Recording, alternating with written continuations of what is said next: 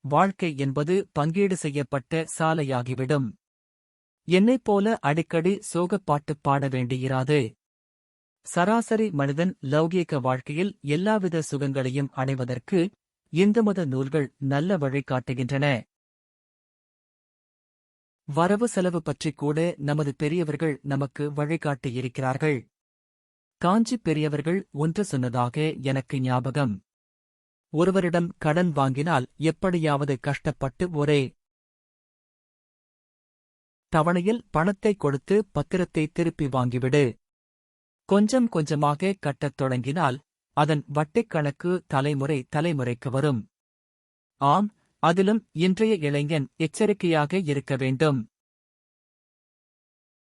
கடைசியாக சாப்பாடு பற்றிய அனுபவம்.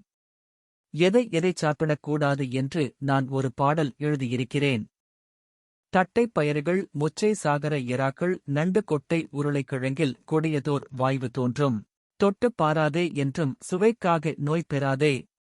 நமது மூதாதையர்கள் வாய்வு, உஷ்ணம், சீதம், சிலேட்டுமம், பித்தம் என்று நோய்களுக்கான காரணங்களையே தெளிவாக விளக்கியுள்ளார்கள். இன்றைய இளைஞன் மர்ம நாவல்களை விட்டுவிட்டு மதநூல்களைப் படித்தால் வாழ்க்கையில் சகல பகுதிகளுக்கும் வழி கிடைக்கும். சுபம். அடுத்த அத்தியாயத்தில் சந்திப்போம்.